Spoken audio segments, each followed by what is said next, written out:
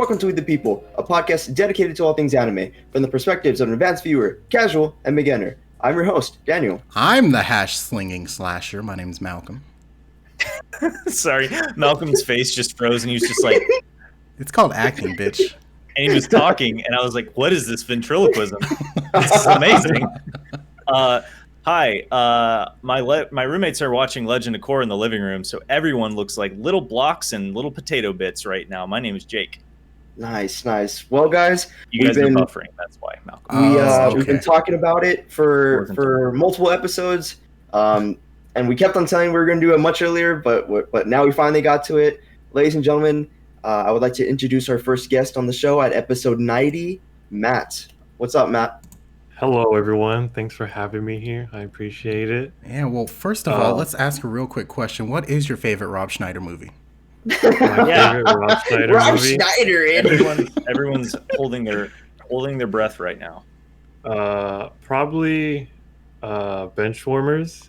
Nice. And that's all the choice. I got to, when he came down here, I got to see him and meet him in person, so that was pretty... What was this? What the no fuck? Me? Hold on, you actually what? met Rob Schneider? It was like, yeah, it was years ago. When he was like doing stand up. I think he still is. And I saw him like front row, and then all of a sudden he's like, "Hey, if you buy a shirt, you can come meet me." So I was like, "Dad, go get me a shirt so I can meet this guy." And then met him. Dad, it's fucking Rob Schneider, Dad. Yeah, I was like, "Please." He can't signed pass it. this up. And then he did the water boy thing for me, and I was like, "Dude, this is the best thing ever." Oh my god! Holy shit! Sounds like a cool guy. He's really cool. Nice, Rob, man. if you ever want to come on our anime podcast, there's always a spot for you. Yeah, man, hit us up. See what I can loved do. you in 50 First Dates. All right, Matt. Tell us your experience with anime and your most favorite anime, and any fun fact if you want. My experience. Let's say from beginner, casual, and advanced. I don't know. I think it was you guys, like Carlos and Posada, that just like kind of hooked me into it. I started with Attack on Titan, the basic for It's a people good like me, choice. I guess. And so first they said it was like a horror, scary one, and then I was like, this isn't scary at all. Like, this is amazing. Of course, it was Carlos that said that. So yeah. I don't know who it was, but so I started there, and then I think my next one was Death Note. And that one answers the question. That's my favorite one of all time. And I'm nowhere near you guys, obviously, but like I don't know, like I keep seeing some. And I'm just like, Death Note is still top tier for me because it's like my friend described it perfectly. It's like a chess match, and I was like, dude, perfect way to describe it. I love it. I can't get over that show so much. Well, next time you come on the show, watch Hamtaro, and then you can talk about what your favorite anime is. Watch Pingu in the City, and then come back to us.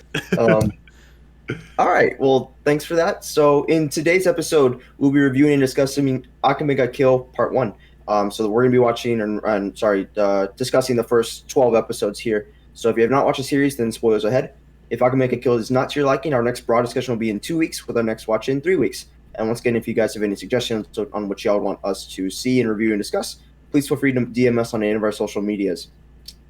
With that, let's dive into the background. So Akame ga Kill was originally started as a manga, written by Takahiro and illustrated by Tetsuya Tashiro, and later became an anime directed by Tomoki Kobayashi, produced by Square Enix, and animated by Studio White Fox and C Station. The story follows protagonist Tatsumi as he joins a group of assassins called Night Raid, whose mission is to fight against the Empire and bring about an era of peace. So something that's interesting about the naming, like the title of the show, is that, like, one, it's named not after like the main protagonist, but after the main heroine. So that's an uncommon thing. And then the second thing is the way it translates into English. So looking at the actual title, Akame ga Kill, there's actually some ambiguity in there when it's in Japanese, because the way you read that can either be translated or interpreted as Akame kills or Akame gets killed. So the entire time, spoiler? as people, I don't know, maybe it is a spoiler. at people reading the manga and watching the series. Where were you when Akame is killed? Yeah, people are theorized if she would obviously be like getting do my killing, 24 rolls of toilet paper.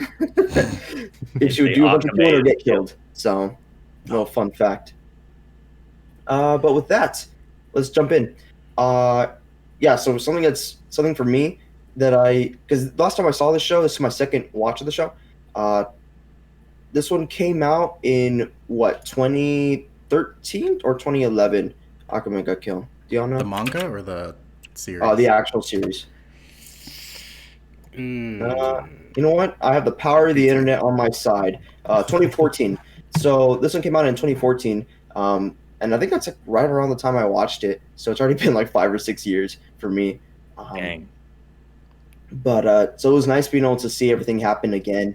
And let me tell you, I think the OST with the original soundtrack, the music, everything about it, super well done. I really enjoy that. So, Malcolm, what's up?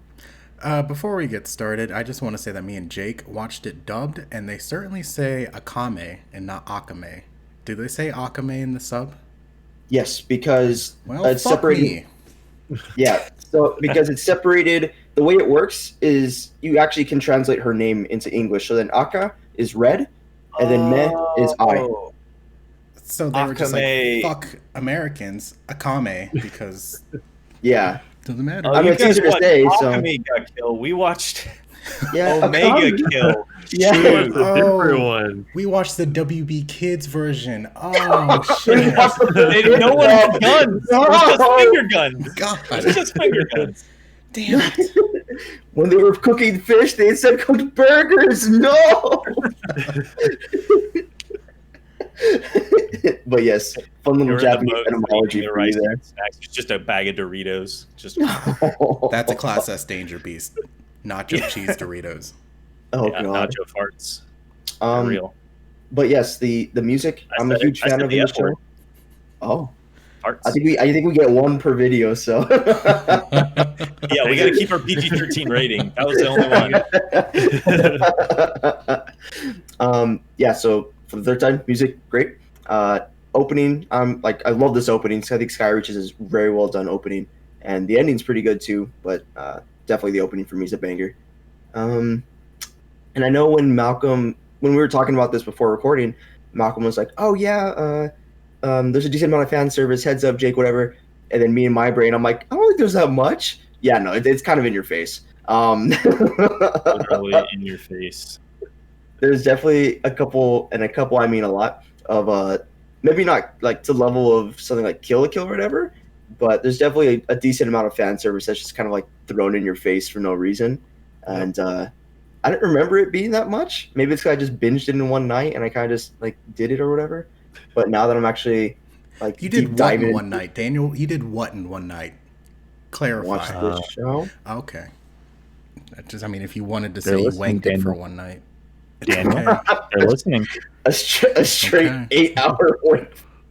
All right. All right. Daniel had that post-nut clarity and was like, "This show was good, but I don't remember tits or anything." Anything? I don't remember anything. Huh. I just remember the plot and the intellectual chess match between these characters. Where were the? Yeah, but I like the way that White Fox animated the show. I think it's very well done. I think it's you definitely see the shonen aspects of this show in their like much more casual scenes when they're just talking, exposition, blah blah blah. But then like during the fight scenes and combat scenes, I think it's super well done. The choreography of all the fights and stuff, I think it's really well animated. And I like it when they do that artistic change of when like a character starts yelling or like screaming or does something dramatic, and then it's like a full like drawing or picture instead. Oh, and, like it's a key art. Yeah, it's like a key art, exactly. Yeah. So I really like that. Yeah. I think it's super well done. But something that was interesting to me in episode 2 when first off, okay, I'm sorry, but it's 2020. Who cares if this dude's gay? I'm sorry, that's like a huge plot point. He's like, it was like opening credit. Hi, I'm gay. And then he's like, here's an innuendo. Do you like that? Yeah, and I was like, oh. I didn't like that. My name's Bulat, but you might as well call me daddy because I'm gay. Did you get that? And I'm a I'm top. gay. I'm a top. I think I'll let you know that. God, Square Enix was just like, I think we're going to be as progressive as possible, but we don't want to let the people assume, so let's just flat out say it. Let's just gay. go balls to the wall. This man. So then I wonder, because in the Japanese sub, she actually introduces Bulat as, oh yeah, and literally says like gay, but in Japanese. So I wonder if it's like when you actually say the word gay in Japanese, if it's like a loan word, or if they just did it for the sake of it being more funny in this scene. Like I don't know the answer. Knowing to that. Square Enix is probably just them trying to be goofy. Yeah, because I actually don't know. So because they did animation changes during that too, and yeah, it was a funny intro. I got to give them that. But yeah, I was like, that seems a little over the top. Maybe it was intended to be. I don't know. Yeah, I will say, if we want to backpedal, the opening episode I thought was a really good pilot for the show. It kind of reeled me in almost immediately. The idea that you have these rebel groups that are, trying to kill the royalty that seemingly are nice, and then you see like all the like twisted sadistic shit that they're doing. I thought that was like a really funny intro of like, this world is just fucked up and we're gonna find out all about it. It reminded me of that. It reminded me of that mission in Oblivion. If you ever played the Elder Scrolls games, where you go to the Argonian, or like that castle where they torture the Argonians. Oh yeah. And you go, like, everything seems normal up above, and then you go in the dungeon, you're like, oh my god, my god, yeah. Monsters. Yeah, that was a cool intro, and I like that it was going to make things not so black and white. So yeah, I think I completely forgot, honestly, that Tatsumi started off the journey with two other people from his village. Oops. Yeah, since they get freaking O code on the first episode. They got Guy. They got Guy. So sad. So I think that's like a really, I think it's a darker take on like the whole, because ordinarily I feel like in an anime, if it's like you start off in the journey and you start off knowing the people and the journey, and then maybe in a darker show they'll like kill them off or whatever, or maybe kill off one. But in this one they're like, nah, you only get a name. Oh, okay, they already died. GG, we'll quit. So you see their dead body and that's it. Yeah. That's 15. Yeah, exactly. Let's see what we got. So I think in this it's just I think what's interesting, there's not as much like world building as something like Tower of God or whatever. But there's still an okay amount, right? So what we know about because what do they call them in the dub? Imperial arms, right? Mm-hmm. Imperial arms. Okay, so the Law and order.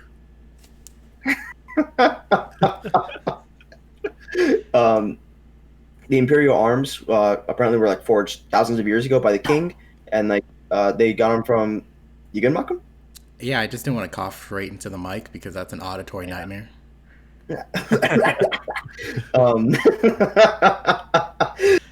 were created 1,000 years ago from the materials of legendary. Okay, the way they It's said material, in the motherfucker. they said in the sub, materials of legendary super level danger beast. Why is there so many adjectives? Yeah, there was a lot to describe just to say materials. It's not enough to be a danger beast. You have to be the super level. They called him like S tier or something. Yeah, legendary super level danger beast from rare metals like orichalcum. Was made from the body of an organic, GMO-free, no caged living dragon who only was fed antibiotics and Greek yogurt. Fair trade. Fair trade. And avocado toast. Yeah, so then apparently 48 of these Imperial arms were created by the king, and then due to a civil war that happened 500 years ago, half of them were lost. So up until this point, I think we've seen basically all the characters that we know, or like main characters that we know, have an Imperial arm. So every member of Night Raid has one. So I'd be I'm going to include Tatsumi and Bulat in one, and then you have Akame, Mine, Leon, Lubbock, Shelle, I already said Blout, and then I guess Najenda has one now. Chelsea has one, and then including the members of the Jaegers, that's like another 6. So it's already like 12 or something that we've seen. And then from the fight with the 3 beasts that we saw earlier, that's another 3. So what, like 15 already that we've seen? Right. You missed a treat in the dub. They literally said the phrase, "You're the worst, Lubbock." Oh, nice, dude. Yeah. Nice. Putting Texas Tech on blast this episode. Yeah. Put them Lubbock on sucks. blast Lubbock sucks. from, Lubbock from sucks. all the way over the ocean. Yeah, somebody on that dub team was like, "Oh, okay, it's my time to shine."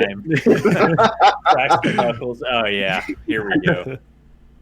Always up, yeah. So yeah, and I think what's interesting is the fact that these Imperial arms. It's not like you can anybody can just go around equipping them. Like I guess there has to be some sort of compatibility with them, and the way they explained that was like basically your first reaction to them, right? Yep, so. Do y'all remember how Tatsumi reacted to Zhang's like third eye thing? Yeah, No? it didn't work. It just he wore it and it didn't work. He wore it and he it first off didn't work, and when he tried another ability, like I guess it's like I don't know what happened. He was just all fucked up. There's our second one, so rip PG-13. Gotta put that explicit tag on there. God damn it! Son of a bitch. See, those are fine. That's Michael Bay Bad Boys territory. That's okay. Hey. We're creeping up into R ratings, so. But yeah, I think that's like a nice little twist on that. So that's cool. Let's see. Anything else y'all want to add before we keep moving on? Honestly, I think the Imperial Arms. So Zank the Executioner, was it Inspector or the Spectre? What was his thing called? Imperial Arms Spected. Spected. Yeah, not Spectre. Okay. Yeah, you would think it'd be like a verb. GoldenEye. Spected was, I think, my favorite Imperial Arm so far. I think that was like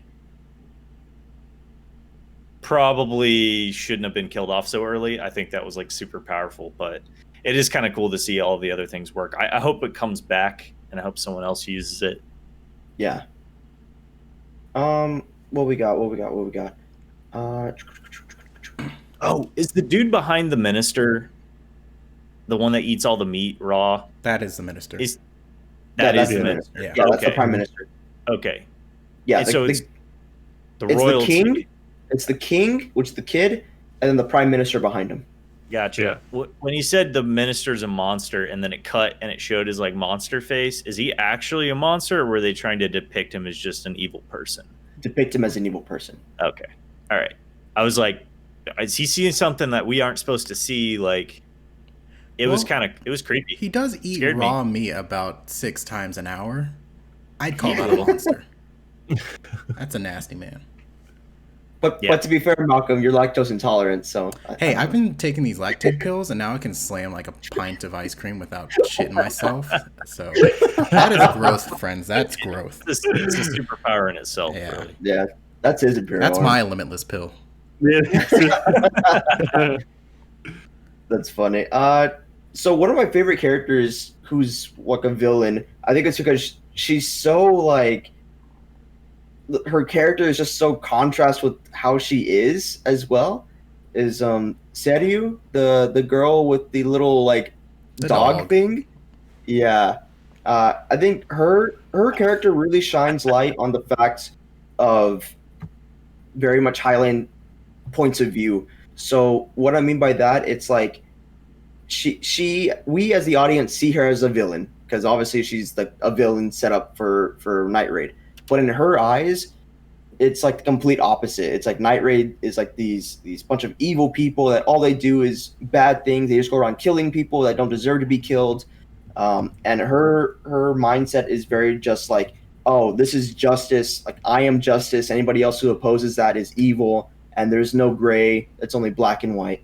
And you see that within the whole entire entity of what's like the Empire in and of itself. And then before the fight with Shelly, Mine, and her, you actually see into her mindset when when she helps Tatsumi out, right? And then after that, she helps Tatsumi, and then she talks to Koro, the little dog thing, and like super casual, just in like a lighthearted spirit. If you actually look at what she's saying, she's like, "Oh, do you want to eat 5 death row inmates for dinner?" And like super casually, it's like, who says that, bro? Just normal conversation. I have issues. But yeah. Now moving on, a good thing about this show is that it's not afraid to kill off its characters. Yep. So man, I think episode 6, which is like relatively early on, we already see one of the main characters die, which is Shelle. Yep. So that was, yeah. I mean, that fight in and of itself was really freaking good. I think that was well done. But I I remember watching this with my roommate. It was John, and literally, I think it was episode 5. He's like, "Oh wow, yeah, Shelle, she's like my favorite character." Blah blah blah. And oh no, it's my third time watching it. Not my second time. I'm sorry, guys. Oh no. So then I'm already looking. I'm like, "Oh fuck, here it comes." So episode 6 comes, she dies, and John's like, "Bro, like what the hell? My one favorite character." And I'm like, "Yikes, bro. I'm sorry." So I saw this death coming a mile away. I've never seen this show before, but they're doing the fighting and it gets quiet and she does the dumb hero thing and is like, "We got him." Like I don't know what she exactly says, but it's the tone like, "Oh, we the got death him." flags were raised. Yeah. And then you hear the shot and it's like, "Ooh, what you say?" I kind of freaked out at that part. I was like, "Is this real? Like, is she dead? Like, there's no way she's dead, right?" And then, like, it's all sad. Then, like, the beam of light happens, and I stood up. I remember standing up. I was like, "Fuck I was yeah!" like, "No, I was like, she's alive. She's good." And then she just says, "Finish her," and I was like, "Nope." Then she's dead too. She was one of my favorites too, so it kind of sucked when that happened. So I was watching this kind of in a hurry. When I looked back after the gunshot, Suryu had a gun between her teeth. It like came out of her throat. Yeah, that came out of her throat, basically. Is she not a human? No, she is. She like it was like Madagascar penguins where you like regurgitates all the useful things.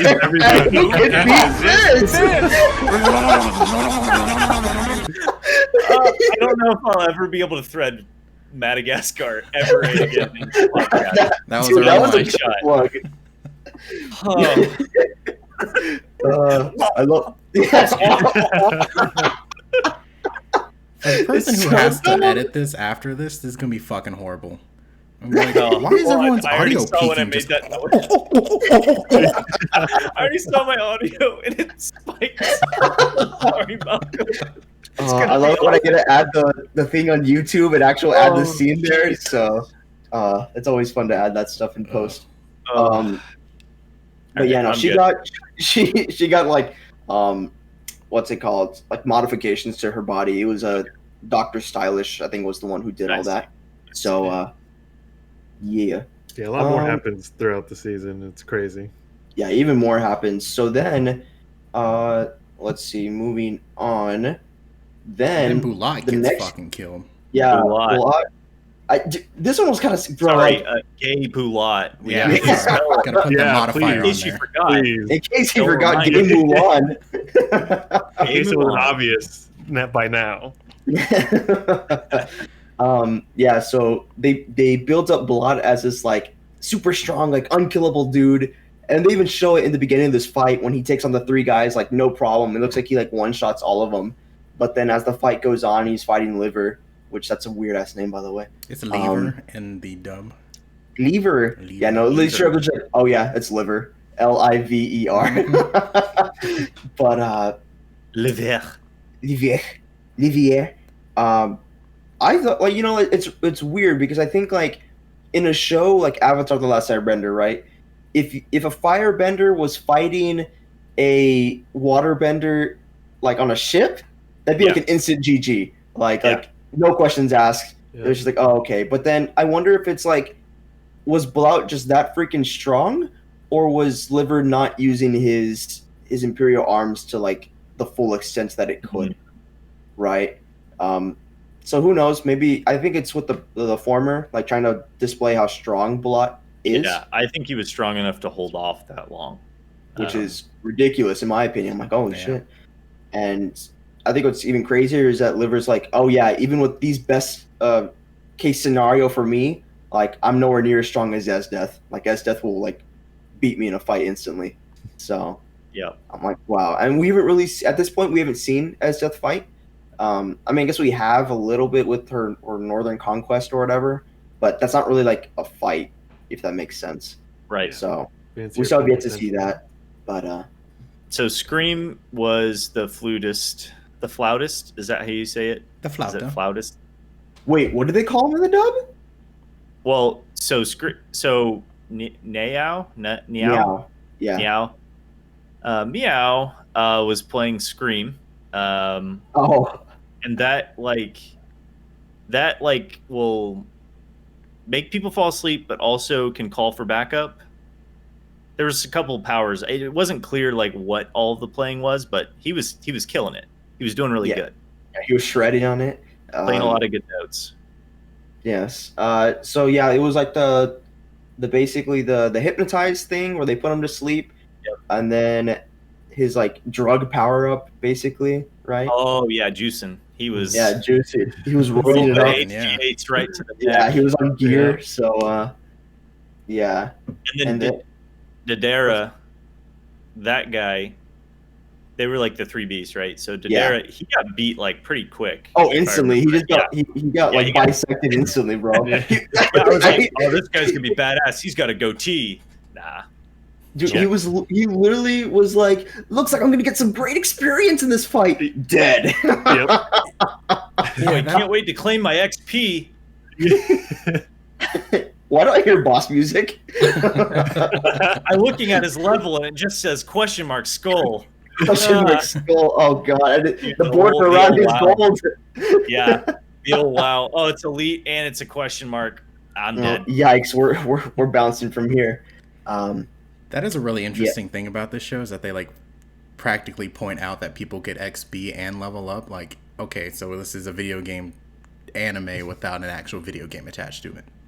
Yeah, they have to use that terminology, I guess. So we're gonna level up. Yeah. Meanwhile, people would be like, "What the? Imagine you go into work, like as a systems engineer or whatever, and it's like, all right, time to level up my experience. Level up today.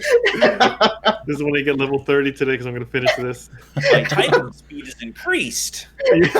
Dun dun dun. The coffee buff is wearing off.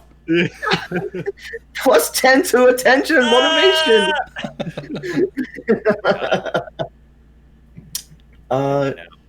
What we got? As Death. I think she's a very, once again, fan servicey character. They build her. You know, it's weird. I didn't realize how much fan service there was in this show. I don't know. That was the first thing I noticed. I was like, Mike. But remember, I'm already desensitized to all this shit. So who knows? But for me to notice, I was like, oh damn, okay, well it's in my face, I guess. You know what's funny, Daniel? I feel like we hit like an apex or like a little crossing point because this was the first show that I was like, yeah, I guess it's here. Like Jake's turned the corner. Like, okay, turn the corner. Yeah, I guess. I mean, as Death and like her like basically making Tatsumi her sex slave. That was like yeah. Remember last Jake's episode? Like, that's the line too far. I was like, the original plot of this was like, I'm not sure. A band of female assassins capturing a dude to make them work for him. This is where that plot was like, I know you guys keep shutting it down, but I'm gonna sneak this motherfucker in there. Somehow. It's canon. Yeah. It's canon now. That's funny, but I think she's a good character too. We still have we haven't really seen too much of her, so like, and I don't want to go into spoiler territory since it's the later 12 episodes, but I think she is a good character. She has her moments, right?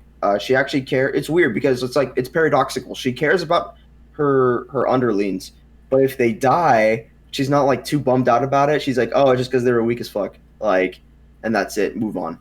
So I feel like a lot of these characters have a bunch of like paradoxical personality traits to them, which I think it's interesting. I think it's a cool little take, because I think that's very. I think that's maybe it's more dramatic here in anime, but it's you see it at least sometimes in regular life. I see that at work, so shit. So You see people like Esdeath at work. I see people like Esdeath at work physically. Okay. No. So I'll go visit you at work then. I'll go visit you at work. Yeah, come on down, boys. Those like 3 episodes, they were interesting because I thought she was going to be like this stock character, but she does kind of have these weird facets to her where like she is infatuated with this guy.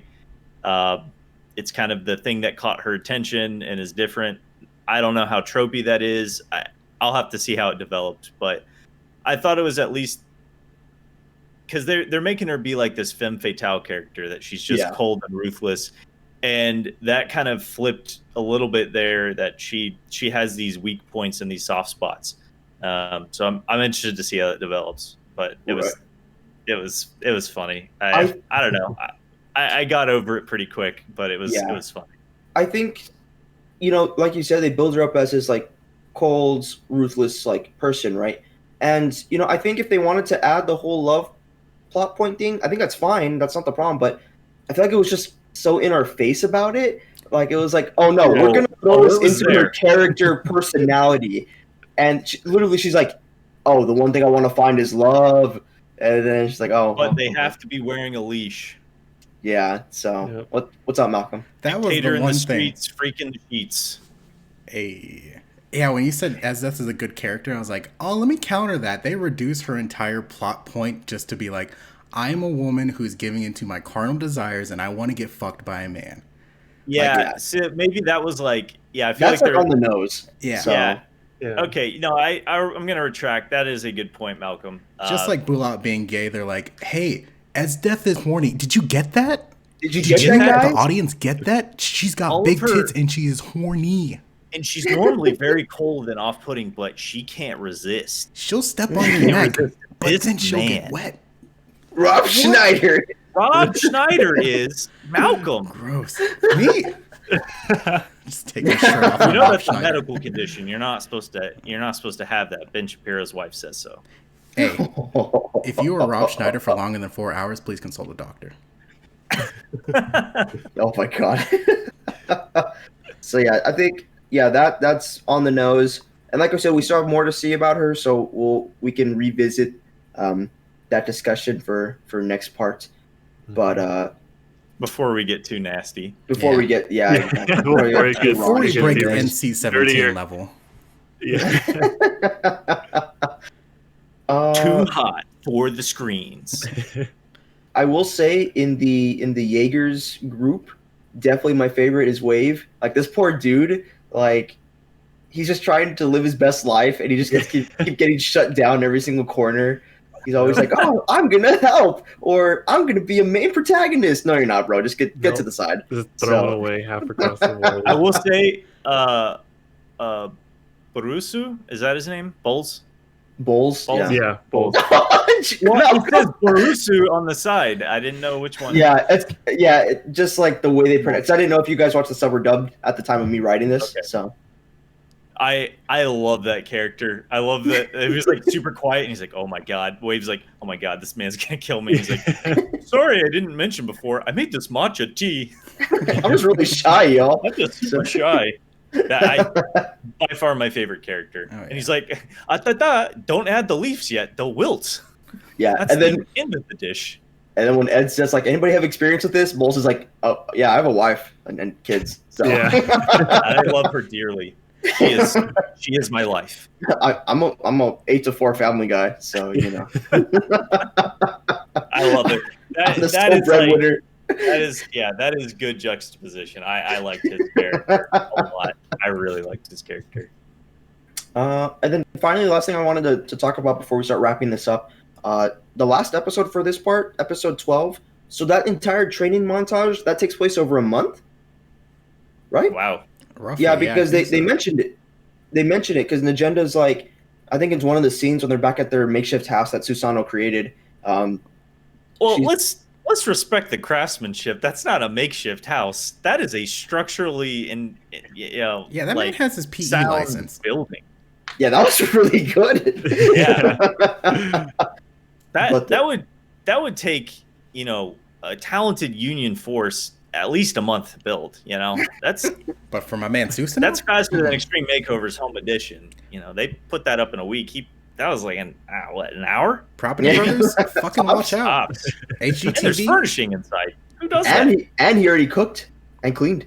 So, Yeah. You had a walk going. I don't know about y'all, but I was raised to clean for my wife, cook for my wife, take out the trash for my wife. It's a very niche Twitter joke for y'all. There you go. Got But a yeah, type 5. so apparently, I guess the Stand-up. whole training montage lasted for a month as they were quote unquote leveling up, as they like to use the terminology. Yeah. So yeah, I think that's interesting. So let's see if their training pays off in later episodes and arcs or whatever. Find out next time on Weeb the People. Anything Yeah. y'all want to mention? Malcolm, what's up? Yeah, is Najnda the general captain leader of the night raid? Is she like maxed out on levels? Because I don't see her do shit. She's got a blitzcrank arm. She can go pew Inspector Gadget, but like she doesn't do anything. Q, E, ultimate. So And then W. and then W. Yeah. And then that's when you go attack speed, blitzcrank, and W. Right. Tower. That's a fat Tryndamere build. Now, Matt, have you seen the rest of the show? Have you seen? Okay. Yeah, All I'm right, fighting so- myself to like say everything because I want to say more, but I'm just Yep. like, I can't say anything. Welcome yet. to my life, Matt. Welcome to Yeah, my life. Yeah, I know Posada's probably dying right now. honestly. About to do this for 90 plus episodes, so you know. Yeah. Matt's like, No, I- Najnda backwards is actually Alejandro, and she's actually a dude, and that's her Imperial arms, like, just sitting on that. I am Lord Voldemort. Anything else y'all want to say before we wrap this up for today? Uh, I think my favorite thing, without giving spoilers away about this, is like from the get go. I think I don't know who was saying it, but that like it's like for me how I like it just because of all the character deaths. Like I'm that kind of person. Like I want people to die, like good or bad. Like Same. I want them See? to die. Me and you, we'll start our own Like- podcast. Fuck it. Fuck the Like, yeah. Oh yeah, and then one thing too. So I saw the Tower of God. I'm on lock screen too, Malcolm. So Fuck you're yeah. not- See? Fuck y'all. Okay, but the thing is that Matt's only been playing for like a month or two, and you've been playing for years, bro. Hey, life I explaining, bro. switch on and off. But like I love lock screen for like the most part. Yeah. Honestly. He gets it. Meanwhile, He gets it. Jake and I are in Yeah, I know. this Like, I'm gonna get stuff. so much hate. Yep. But like, yeah, like I love like deaths. That's why like when the first main character death, I was like, this is like, I knew this was my show when Tatsumi killed that girl in the beginning, like just with no regrets. Like Yeah. that's cool. And then like another thing is like the whole morality thing. Like we think that like the night raid's the right people and like they need a win, but then it's like, well, these people have a good point also. Like, are they Yeah, right also? exactly. And that's why like they're all fighting like their morale. I think per example is Wave, how he's just like, wait, that's not right. Like this is how I feel. Like why am I with this team? Like shouldn't I be doing this? Like I don't know. I think that's why I love the show. It's just like perfect and it's like it tests you too. It's like, do I believe in this or do I believe in that? Like Am I the baddie? yeah, Are like we it's the just like baddies? it's like who's the bad assassins here? Like I don't know who's the bad people in this anime.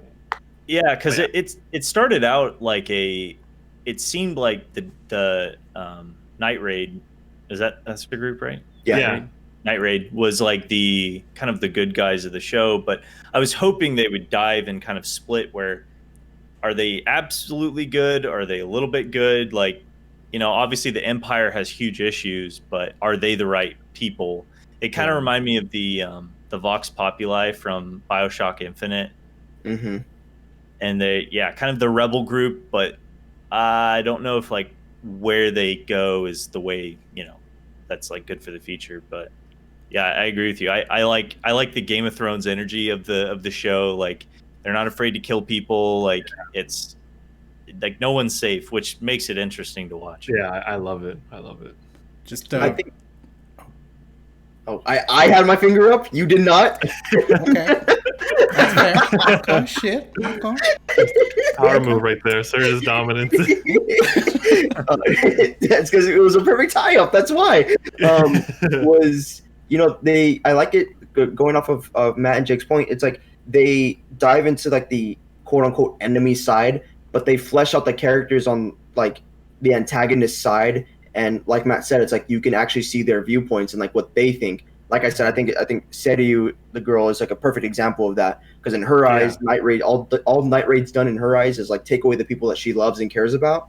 So I mean, she has a good reason to believe that these people are just straight up evil. Yeah. So, and with Wave, I mean, you obviously see Wave's like a really good guy. Like there's something like bad about him, but he's wanted to go about his own way of doing things. So, yeah, I think that's a good point about the show too. Malcolm. Yeah, I'm glad I let you go first because I was just going to tie it up and say, in real life and in anime, killing is bad regardless, and there's no way you can kill without consequence. So, yeah, just don't kill people. That's my plug. Just don't fucking kill people, please.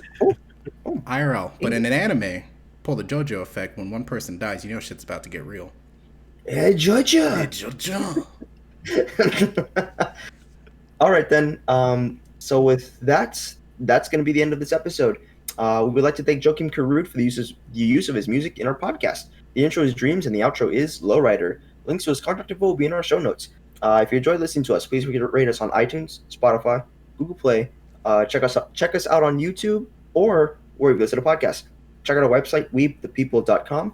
Make sure to follow our Twitter handle at weeb_the_people, Facebook page, Weeb the People, an anime podcast, and our Instagram page, Weeb the People Podcast. And finally, if you guys have any questions whatsoever or would like to recommend us a show, either DM us on any of our social medias or email us at weebthepeoplepodcast@gmail.com.